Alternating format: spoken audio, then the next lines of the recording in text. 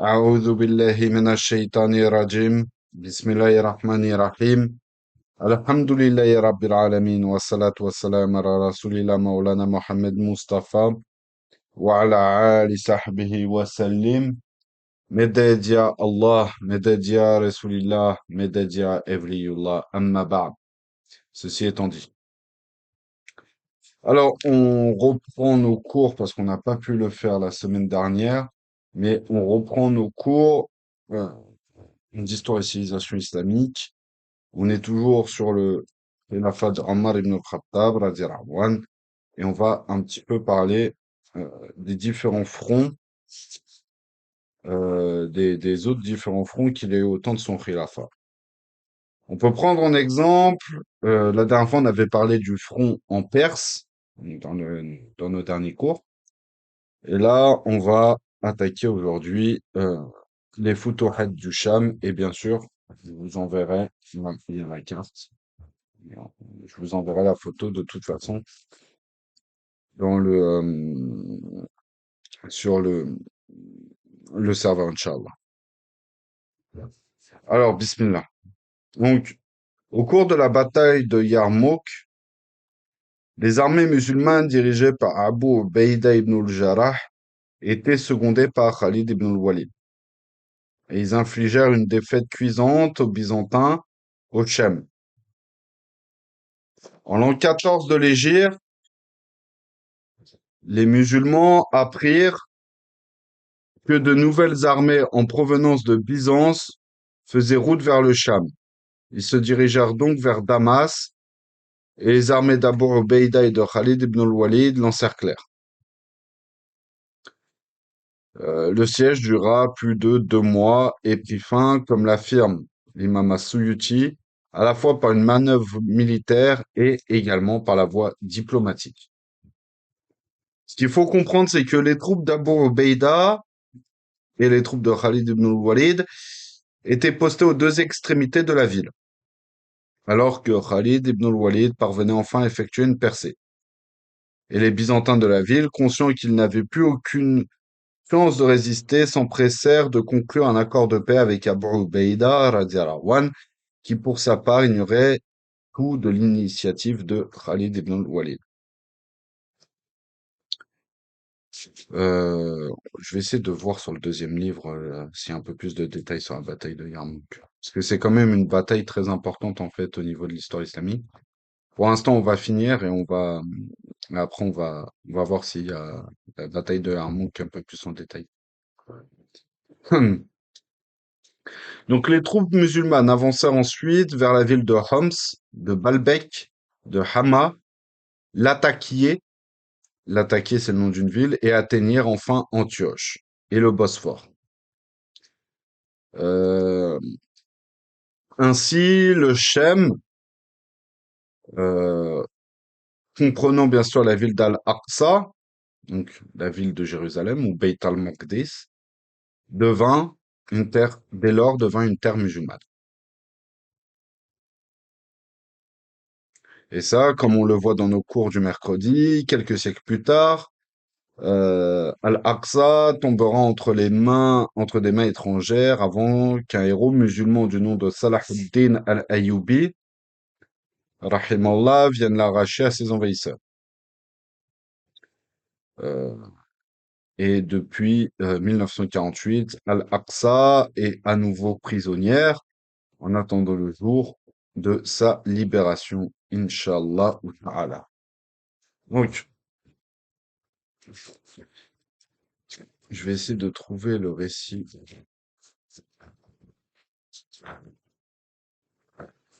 Déjà.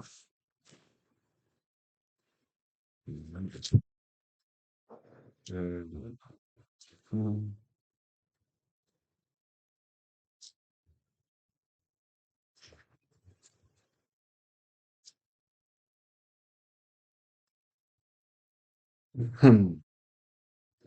Donc, après avoir pris le règne du Khilafat, suite à la mort d'Abu Bakr as-Siddiq, radiyallahu anhu, la première chose que Omar ibn al-Khattab fit fut d'écrire une lettre à Abu Ubaïda ibn al-Jarrah pour l'installer à la place de Khalid ibn al-Walid à la tête de l'armée musulmane. Donc ça, c'est une des choses parce que ça n'a pas été dit dans le livre, mais hmm, euh, en fait, ça n'a pas réellement été dit, euh, mais c'est pas réellement des tensions, mais il y avait certaines choses dans le comportement de Khalid ibn al-Walid qui gênaient un petit peu Omar ibn al-Khattab, radiallahu anhu, et il préféra l'écarter de sa responsabilité, il préféra l'écarter de sa responsabilité de, euh, de chef de l'armée.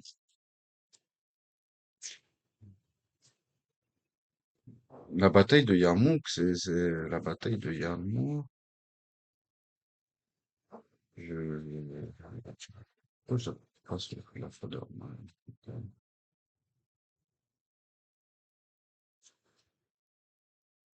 Ah ouais, c'est bon, j'ai compris pourquoi il en j'ai compris, j'ai compris, j'ai compris. Du coup, la bataille de Yarmouk, en fait, ils la mettent au temps d'Abou Bakr as-Siddiq. Mais en fait, c'était vraiment à la toute fin du khilafat d'Abou Bakr as-Siddiq et à la toute fin du khilafat d'Abou Bakr as-Siddiq au début, en fait. C'est la bataille de transition entre les deux. Euh, Ok, alors pour ce qui est de la bataille de Yarmouk. Donc, lorsque les armées des musulmans se dirigèrent vers la Syrie, les Romains furent saisis d'une frayeur et d'une peur terrible, au point qu'ils écrivirent même à Héraclius pour l'informer de la situation. Lui qui était à ce moment-là à Homs, selon certaines sources, il se trouvait cette année-là en pèlerinage à Al-Quds. En gros, il y a divergence sur savoir où il était à ce moment-là. Au moment de la bataille de Yarmouk, soit il était à Homs, soit il était en pèlerinage à Al-Quds, donc à Jérusalem. En ayant eu vent de la nouvelle, il dit à ses soldats et commandants, ces gens-là ont une nouvelle religion dans laquelle aucun ne les a précédés. Obéissez-moi en acceptant comme impôt foncier la moitié de la Syrie. Et cette proposition a été vite rejetée par son peuple, qui grogna à l'image d'un âne sauvage, comme c'était de coutume chez eux, signe de leur stupidité et de leur ignorance. Donc, suite à cela, Héraclius intima l'ordre aux armées romaines de de sortir faire la guerre, donc de sortir combattre la conquête musulmane, avec comme instruction de mettre en face d'un commandant musulman une armée importante. D'ailleurs, l'ensemble de l'armée romaine à cette époque fut évalué à un effectif de 120 000 soldats contre 21 000 hommes que comptait l'armée musulmane.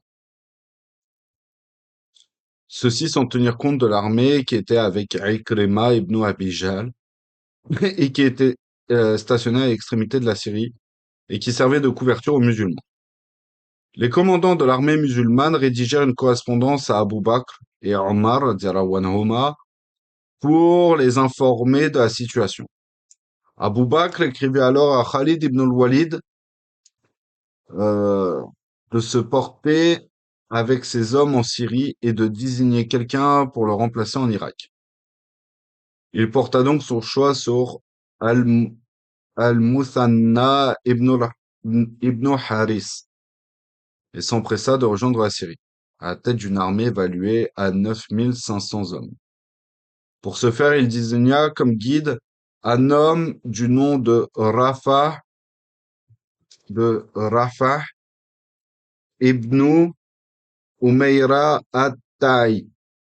Avec l'aide et le soutien d'Allah Azzawajal, il gagna la Syrie en 5 jours, après avoir connu un voyage des plus éreintants, avec son lot de fatigue et de soif.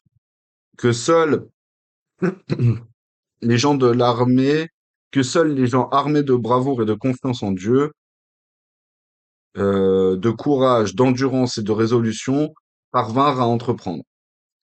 Ce fut le cas des compagnons du prophète Mohammed, alayhi salatu wassalam, et il s'agit d'une vérité évidente, qui est connue aussi bien des contemporains que par les anciens. En effet, il a été rapporté à ce titre qu'une fois un commandant romain qui était appelé Al-Kiklan envoya un chrétien arabe pour espionner les mouvements des compagnons. À son retour, il fit cette révélation. J'ai trouvé des gens qui passent la nuit comme des moines et la journée comme des cavaliers. Je vous jure que si le fils de leur roi commet un larcin, ils lui couperont la main. Ou s'ils seront coupables d'adultère, ils le lapideront. Al-Kiklan dit alors, je jure que si tes propos sont justes, alors les entrailles de la terre nous sont préférables à sa surface. En jetant un regard circonspect, Khalid découvrit que les armées musulmanes étaient éparpillées çà et là. Les armées d'Abu Ubaïda et Amr ibn al-As d'un côté et celles de Yazid et de Sharhabil de l'autre. Khalid tint alors un discours aux gens appelant à se regrouper au lieu de s'éparpiller et de se diviser. Dès lors, ces derniers se rassemblèrent et se donnèrent le mot pour aller affronter leur ennemi leur ennemi romain, donc à Rome. Euh, Khalid se leva pour prendre la parole et après avoir rendu grâce à Allah et célébré sa louange, il dit, en ce jour, parmi les jours d'Allah, soyez sincères dans votre combat et vouez vos œuvres exclusivement à Allah. Si un autre suc- succédera à aujourd'hui, si on arrive aujourd'hui à les faire replier dans leurs tranchées, ou continueront, ou continuera à avoir de l'ascendance sur eux. Mais s'ils prennent le dessus sur nous, on ne pourra plus jamais les vaincre. Dans son appel aux armes, Khalid prit le commandement de l'armée musulmane, évaluée entre 36 et 40 000 hommes. Ce qui est intéressant ici, c'est que, au temps du prophète Mohammed, alayhi salatu wassalam, la bataille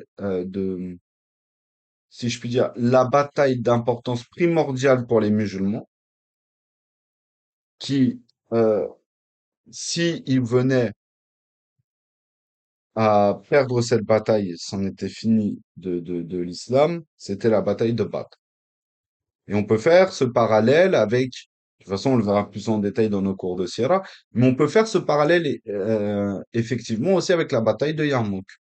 Pourquoi? Parce que la majorité des forces et des plus importants dirigeants commandants de l'armée musulmane étaient à Yarmouk à ce moment-là.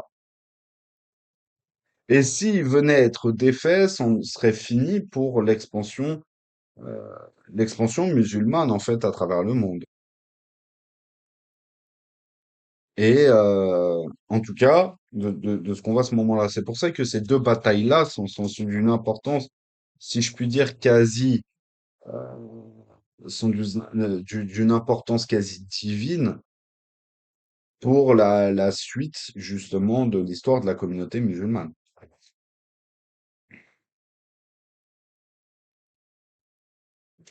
Dans son appel aux armes, Khalid prit le commandement de l'armée musulmane évaluée entre 36 et 40 000 hommes. Il plaça Abu Ubaïda, radiallahu anh, au cœur du convoi.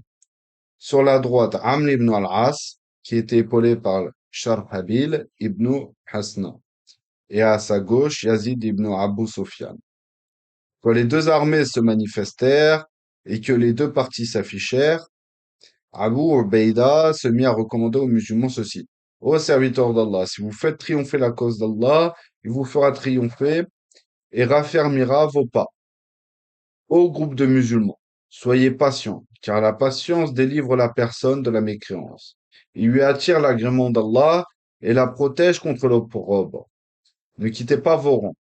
Ne soyez pas les premiers à ouvrir les hostilités.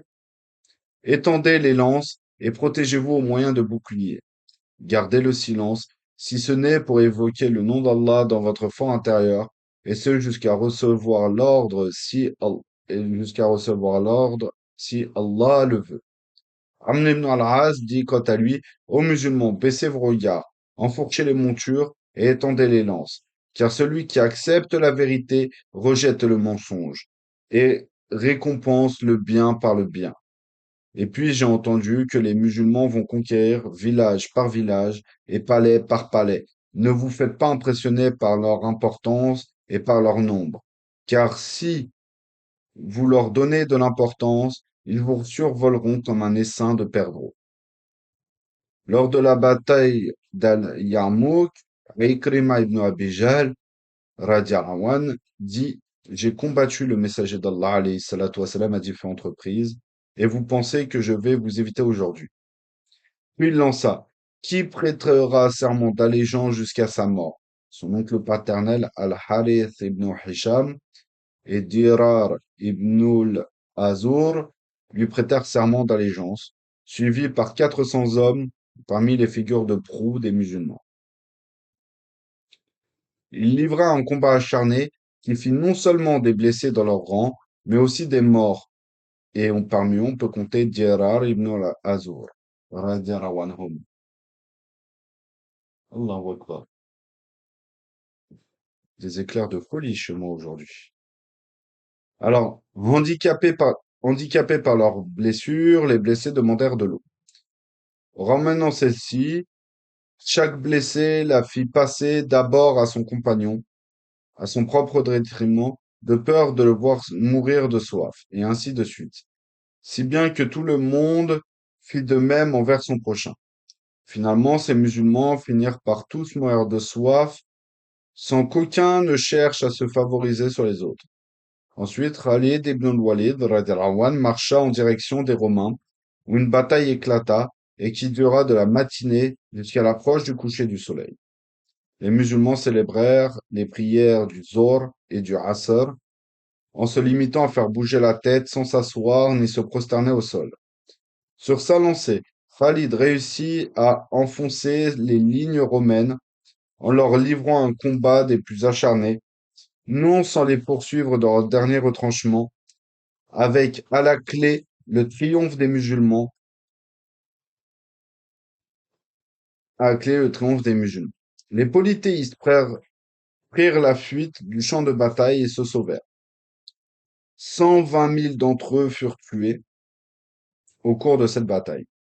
Les femmes musulmanes ne furent pas en reste, puisqu'elles aussi participèrent également au combat en réussissant à éliminer beaucoup de Romains. Elles relançaient les musulmans qui s'avouaient vaincus en leur disant: Partez-vous en, partez-vous en nous laissant entre les mains de ces personnes frustres que sont les Romains. Ils ne mirent pas longtemps à revenir sur le champ de bataille. Ce jour-là, les musulmans déplorèrent la mort de 3000 hommes dans leur rang. Parmi eux, on peut compter Ikrima et son fils, Amr ibn Sa'id. On peut compter aussi Dirar ibn al-Azur, Hisham ibn al-As, Amr ibn al-Tufayl, dont on parle dans le document annexe sur les guerres d'apostasie.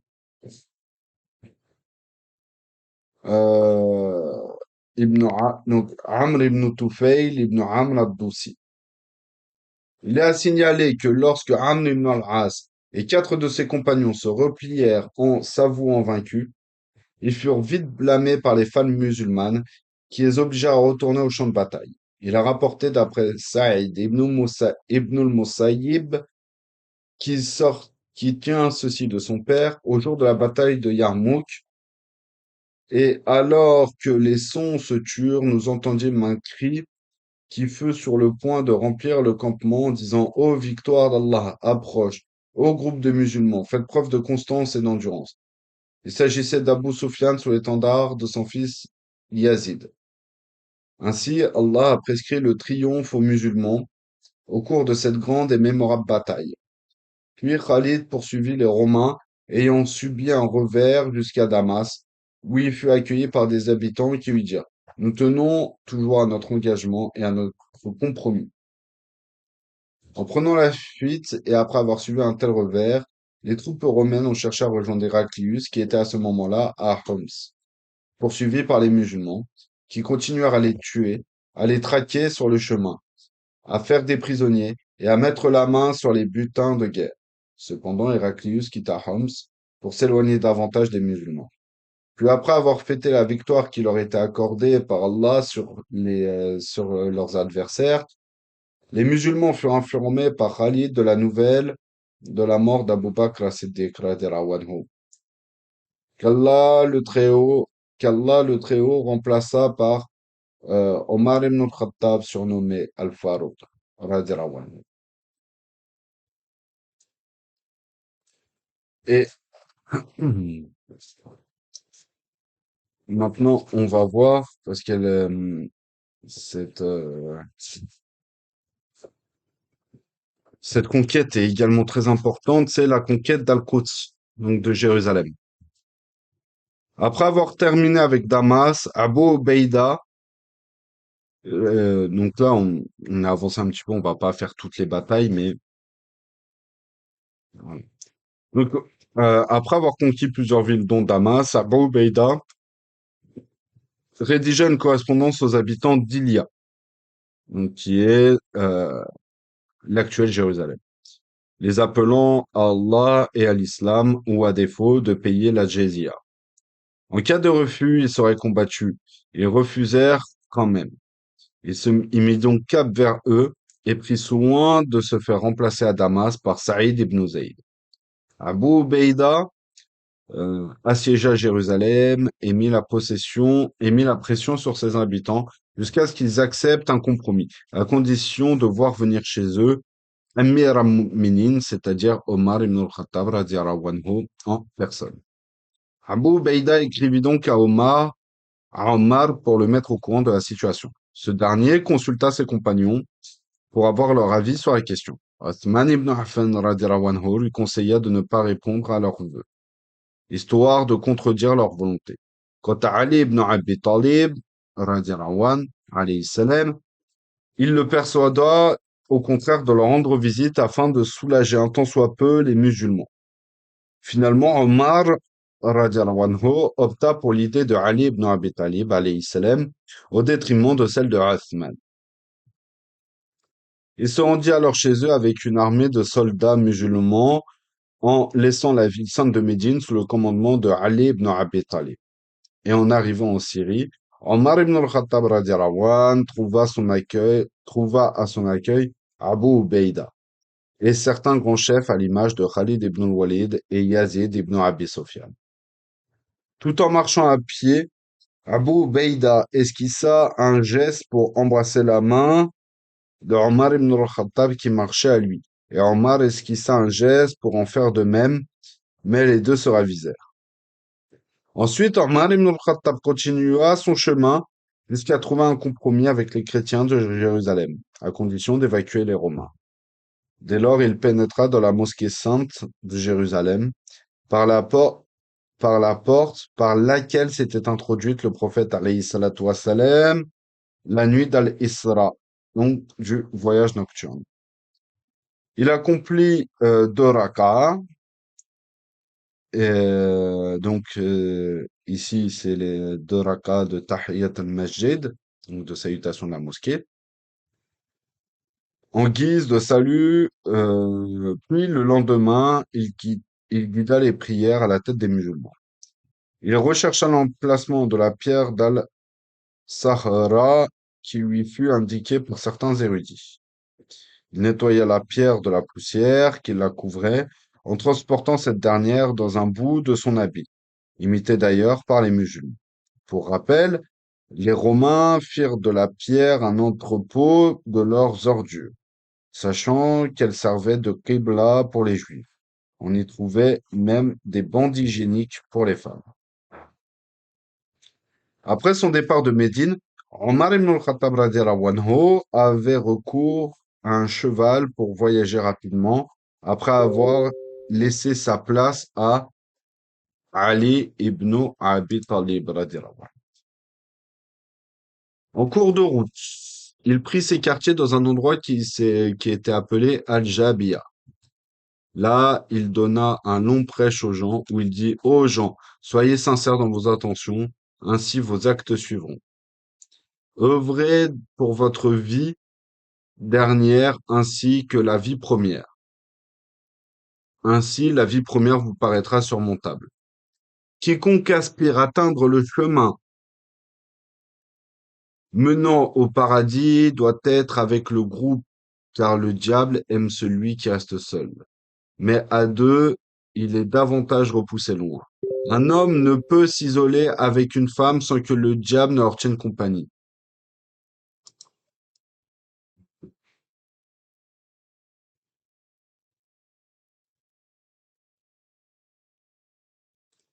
Euh, Quiconque se voit satisfait de ses bonnes actions est importuné par ses mauvaises actions et déjà croyant. Avant de progresser en direction de Al-Quds, il fit la paix avec les habitants d'Al-Jahabiyya. Entre-temps, il l'écrivit au chef des armées afin qu'il le rejoigne dans cette province. Ils le rejoignirent donc, et le jour convenu à Al-Jahabiyya, les, les premiers à le rencontrer furent Yazid ibn Abi Sofyan, ensuite Abu Ubaïda, et enfin Khalid ibn al-Walid, venus sur des chevaux drapés de tissus de brocart et de soie. Il descendit de sa monture, se saisit d'une pierre qu'il lança dans leur direction, tout en se mettant à leur dire: Ôte, ôtez-vous de presser, ôtez-vous, ôte-vous, pressez de changer d'avis pour m'accueillir avec une telle tenue, ou bien donnez-vous l'impression d'être rassasié depuis des années. Il lui répondira: Ô émir el-Mu'minin, on a fait en sorte de dissimuler dedans nos armes. Dès lors, il se ravisa. Ensuite, Omar ibn al-Khattab radiallahu anh, fit réunir autour de lui tous les chefs des armées à l'exception de Amr ibn al-As et de Sharhabil, lesquels étaient occupés à traquer Ar- Al-Arabun. Alors que Omar radiallahu anhu était encore à Al-Jabiyya, voilà qu'apparut une foule compacte de soldats romains brandissant leurs épées. Alors, vu les musulmans allèrent à leur rencontre, les armes à la main. C'est alors que Omar radiallahu anhu leur dit: Ce sont des gens qui cherchent la paix. En effet, il s'agissait de soldats de Jérusalem sollicitant une trêve et une paix auprès de l'émir des croyants.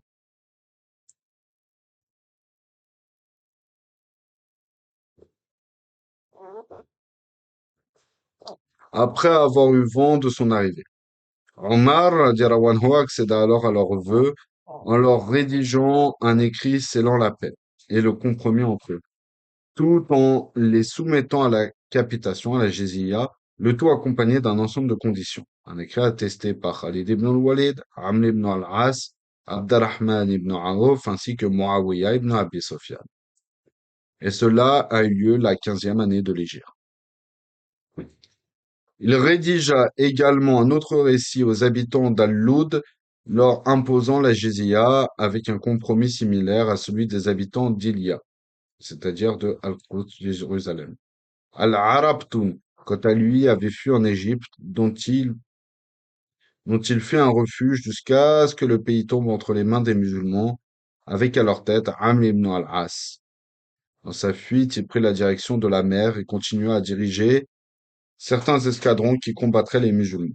Cependant, il fut neutralisé par un musulman qui réussit à le tuer. Et ça, on verra ça lorsqu'on abordera la conquête de l'Égypte.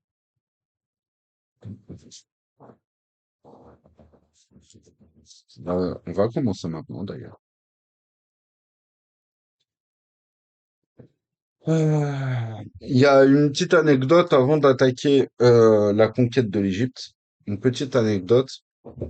Omar ibn al-Khattab, qui à un moment visitait euh, Al-Quds, donc Jérusalem, accompagné du patriarche, donc du chef religieux chrétien en place à Jérusalem, et il était temps de faire la prière, et le prêtre proposa à Omar ibn al-Khattab, qui était un chef religieux, de prier dans le Saint-Sépulcre, puisque le Saint-Sépulcre euh, était un lieu en fait saint, donc un lieu religieux. Et Omar ibn al-Khattab refusa de prier dedans. D'ailleurs, pas uniquement, mais pourquoi est-ce qu'il refusa de prier dedans? De peur que justement les musulmans, parce que Omar ibn al-Khattab avait prié dedans, que les musulmans ne se disent que il serait légitime par la suite de euh, remplacer en fait le Saint-Sépulcre par une mosquée. Et ce n'était pas la volonté d'Omar ibn al-Khattab. Et ça, c'est une histoire qui est importante à retenir. Donc, maintenant, on va parler un petit peu du front égyptien et on va s'arrêter là après. Alors, pour ce qui est du front égyptien, le compagnon Amr ibn al-As, radiyallahu anhu, demanda à Omar ibn al-Khattab l'autorisation de libérer l'Égypte, qui était contrôlée par les Byzantins. Donc, le calife accepta et deux armées, l'une commandée par Amr ibn al-As et l'autre par al-Zubair, entrèrent pacifiquement en Égypte en l'an 20 de l'Égypte. Elles s'installèrent dans un lieu nommé Fostat. Amr, radiallahu anhu, y bâtit une ville et une mosquée. Il marcha ensuite vers Alexandrie et en chemin il affronta les armées byzantines et remporta la victoire. Les troupes byzantines quittèrent alors Alexandrie en direction de Constantinople. Les armées musulmanes conclurent un accord de paix avec Al-Muqawqis, le chef des Coptes qui vivait en Égypte à ce moment-là. L'État musulman se développa à une vitesse fulgurante sous le califat de Omar ibn al-Khattab radiallahu anh, à tel point qu'il fut presque qualifié d'empire. Le secret de cette expansion fulgurante est résumé dans les consignes de Omar ibn al-Khattab à ses chefs d'armée, dont Saad ibn Abi Waqqas. Je te commande, toi et tes hommes, de craindre Allah en toute situation, car la crainte d'Allah est votre meilleur allié et le meilleur atout en temps de guerre. Je vous ordonne ensuite de vous méfier davantage de vos péchés que des péchés de l'ennemi. Et les péchés sont plus à craindre pour l'armée que l'ennemi lui-même. Sans cela, nous n'aurons aucun pouvoir contre l'ennemi, car il est plus nombreux et mieux armé. Si nous adoptons le même comportement que lui, nous ne le vaincrons pas. C'est par notre vertu que nous triompherons. Sachez que les anges d'Allah se tiennent à vos côtés et savent ce que vous faites. Faites donc preuve d'humilité et ne désobéissez pas. Et ne désobéissez pas à Allah tout en agissant pour sa cause. Ne dites pas qu'Allah vous fera triompher sur votre ennemi, car celui-ci est plus mauvais que vous.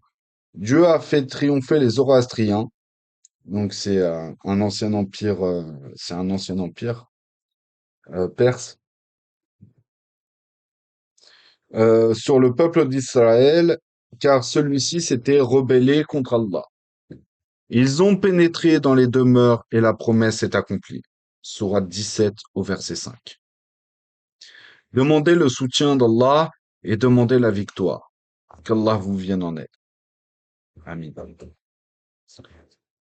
Euh, donc on va voir quelques batailles. Inch'Allah.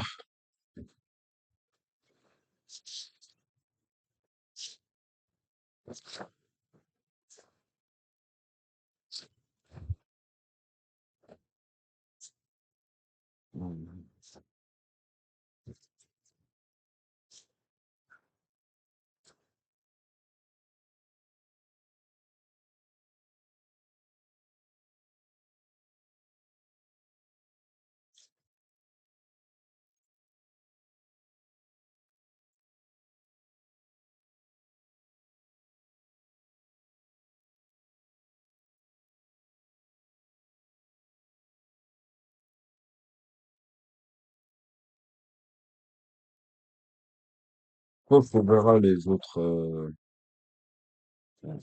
on verra les autres batailles. On verra les autres batailles avant de continuer, Inch'Allah. Mais avant ça, en... il y a eu un autre événement marquant qui a eu lieu dans le Shem, c'est la peste de Amouas. Donc une terrible épidémie de peste se propagea dans la province de Amouas au point de frapper un grand nombre de musulmans. Cela se passa vers la 17e année de l'Hégire. Parmi les musulmans qu'Allah éprouva par cette maladie, il y avait Abu Ubaida ibn al-Jarrah, le chef des brigades musulmanes du Shem et également gouverneur. Quand Omar ibn al-Khattab radiyallahu anhu a pris la nouvelle de sa maladie et nourrit l'intention de le sauver de cette épidémie en le faisant évacuer de la ville de Amouas, il lui rédigea un écrit dans ces termes: Que la paix soit sur toi. Cela dit, je viens d'apprendre ta détresse au sujet de laquelle je veux te parler, ce qui m'a poussé à t'écrire ce message. S'il te parvint, rejoins-moi. Dès lors, Abu Ubaïda sut qu'il voulait l'arracher à l'épidémie. Aussi, il fit cette réflexion. Qu'Allah accorde son pardon à l'émir des croyants. En réponse, il écrivait: Ô émir al-Mu'minin, j'ai eu ton intention envers moi, et tu n'es pas sans ignorer que je suis immobilisé parmi les soldats musulmans, à qui je tiens tellement que je ne suis nullement disposé à quitter, sauf si Allah décrète son ordre sur moi et sur eux. Ô émir al-Mu'minin, je reviens sur ta décision et laisse-moi avec mes soldats. D'ailleurs, il y a également aussi un conseil du prophète Mohammed alayhi salatu wassalam, qui dit que lorsqu'une ville est touchée par la peste, nous n'avons, il nous est fortement déconseillé, voire interdit, si on est extérieur à euh, à cette région, à cette ville, et qu'on va en direction de cette ville. Si on l'apprend, il nous est interdit d'aller en direction de cette ville, tout comme si on est dans cette ville-là, qu'on soit malade ou non, il nous est interdit de sortir de cette région, dans le but de propager la peste encore plus loin.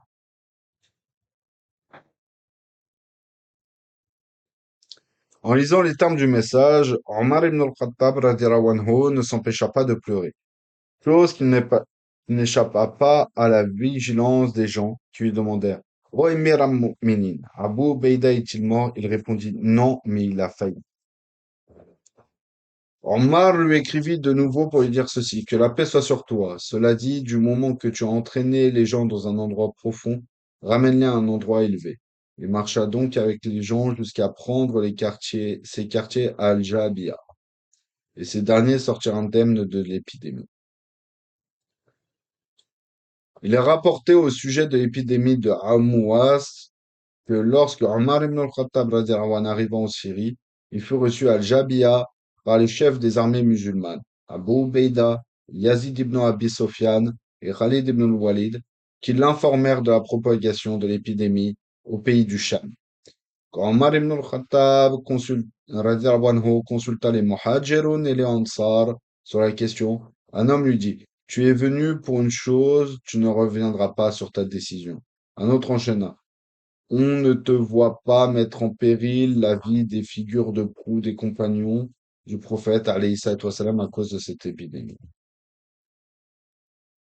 On rapporte à juste titre que Omar ibn al-Khattab radiyallahu anhu enjoignit aux gens de s'en retourner le lendemain.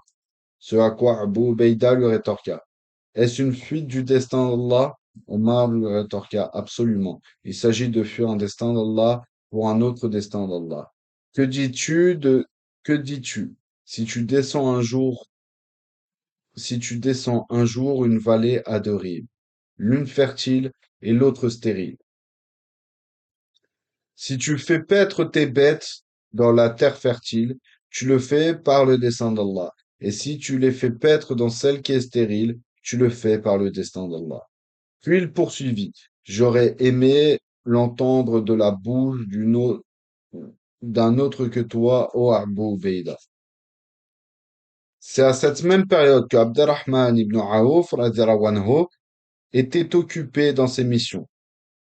En se présentant, il dit: Je suis au courant de la chose. J'ai entendu l'envoyé d'Allah alayhi salatu wassalam, dire: Si vous entendez parler d'une épidémie dans un lieu peuplé, évitez d'y aller. Et si elle se déclare dans un lieu qui vous abrite, évitez de sortir pour la fuir. Omar ibn al-Khattab radhiyallahu anhu remercia Allah en découvrant que ce qu'il venait de dire cadrait parfaitement avec le hadith du prophète Mohammed alayhi salatu wassalam. Et il rebroussa chemin en compagnie des gens. L'imam Ahmed radiallahu anh, rapporta d'après un groupe de compagnons selon lesquels l'envoyé d'Allah alayhi salatu wassalam a dit: cette peste constitue un supplice et le reste un châtiment, par lequel fut châtié un peuple avant vous. Si elle se déclare dans un lieu qui vous abrite, évitez de sortir pour la fuir. Si vous entendez parler d'elle dans un lieu donné, évitez de rejoindre celui-ci. Il reste que certaines figures de marque parmi les compagnons furent emportées par l'épidémie de la peste qui se déclara à Amouas, à l'image de Yazid ibn Abi Sofyan, Mu'adh, en plus d'Abu Ubaïda, radiallahu anhu. Et il nous reste un petit peu de temps. Il nous reste encore un peu de temps. On va parler.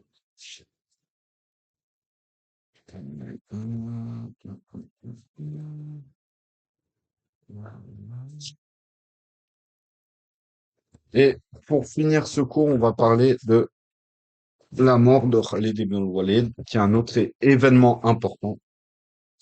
Donc, Khalid ibn al-Walid, ibn al-Mughira, ibn Abdullah, ibn Omar, ibn Makhzoum al-Qurayshi, Abu Sulaiman al-Makhzoumi. Ce valeureux héros, unique en son genre, était appelé Sayfullah, l'épée d'Allah ou le sabre d'Allah. Brandi contre eux les mécréants oppresseurs, il demeura quelqu'un d'imbattable, que ce soit avant l'avènement de l'islam ou après sa conversion à l'islam. Sa mère portait le nom de Asma bintul Harith, la sœur de Lubaba bintul Harith et la sœur de Maïmouna bintul Harith, la mère des croyants, lorsqu'on parle de Maïmouna. Radiallahu anha. Il se convertit à l'islam le premier jour du mois de Safar de la 8e année de l'Hégire. Il participa à la bataille de Mu'ta, au cours de laquelle il se vit confier le commandement de l'armée. Il livra un combat acharné où il fut durement éprouvé. Au cours de cette grande bataille, le prophète alayhi salatu wassalam suivait l'évolution des combats tout en étant à Médine. Par la grâce d'Allah, il accéda à la connaissance du monde invisible.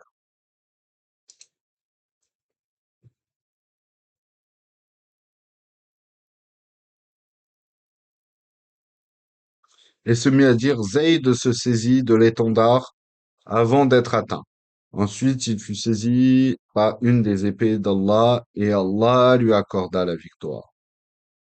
Il est rapporté d'après Abu Bakr as-Siddiq radiallahu anhu que lorsque celui-ci intima l'ordre à Khalid de combattre les apostats, il ajouta ceci: j'ai entendu l'envoyé d'Allah alayhi salatu wassalam dire: quel merveilleux serviteur d'Allah et frère de la tribu, ce Khalid ibn al-Walid.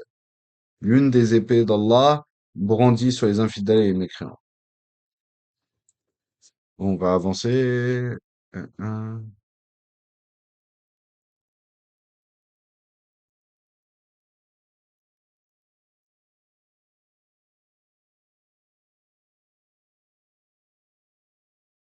Alors, comme on a vu plus tôt, Omar ibn al-Khattab décida d'écarter Khalid ibn al-Walid de son statut de commandant. Mais il lui dit également: tu resteras quelqu'un d'honorable et d'important auprès de moi, et rien de méchant ne t'atteindra venant de ma part.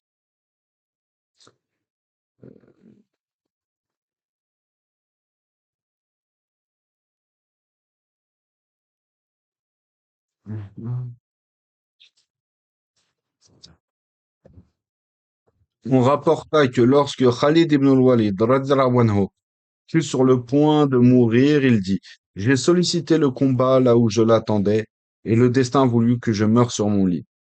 Après avoir formulé la shahada, donc la ilaha illallah, ashhadu an la ilaha illallah wa ashhadu anna muhammadan rasulullah, donc j'atteste qu'il n'y a point de divinité digne d'adoration en dehors d'Allah et que le prophète Mohammed est son envoyé et son dernier messager.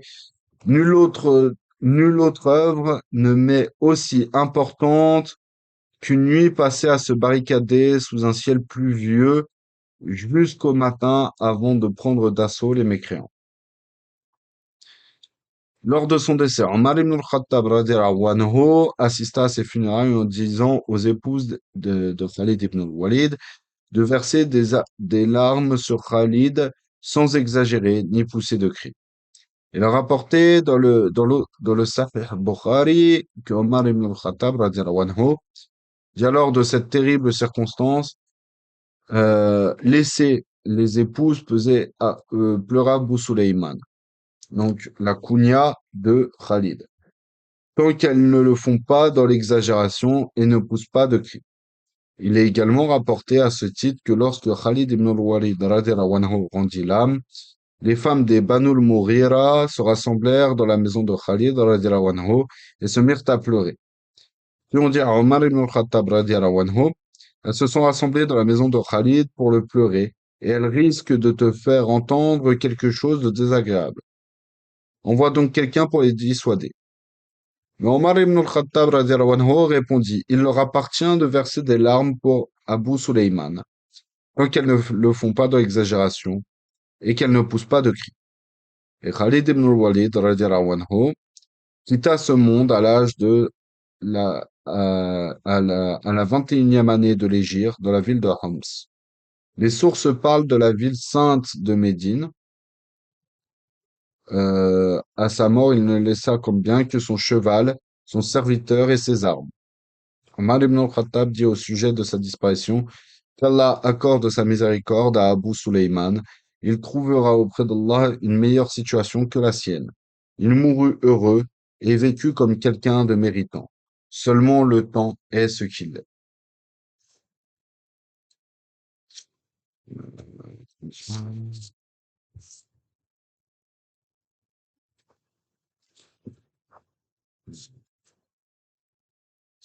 La semaine prochaine, on va voir encore quelques batailles.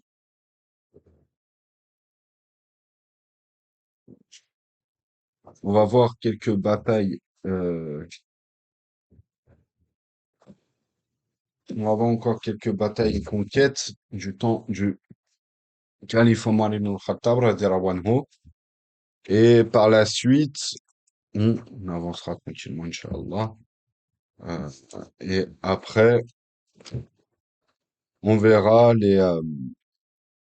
la gestion, la gestion politique, justement, sous sous le gouvernement, la direction, le khilafat de Omar ibn al-Khattab. Hmm. Est-ce qu'il y aurait bah, Abdurrahman, vu que t'es là, est-ce que tu aurais des questions? Sinon, on va s'arrêter là, Inch'Allah.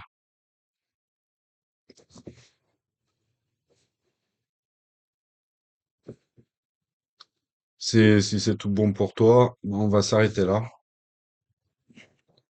سبحانك اللهم وبحمدك أشهد أن لا إله إلا أنت أستغفر الله وأتوب إليك بسم الله الرحمن الرحيم والعصر إن الإنسان لفي خسر إلا الذين آمنوا وعملوا الصالحات وتواصوا بالحق وتواصوا بالصبر اللهم صل على سيدنا محمد عدد ما في علم الله صلاة دائمة بدوام ملك الله سبحان ربك بعزة ما يصفون وسلام على المرسلين والحمد لله رب العالمين الفاتحة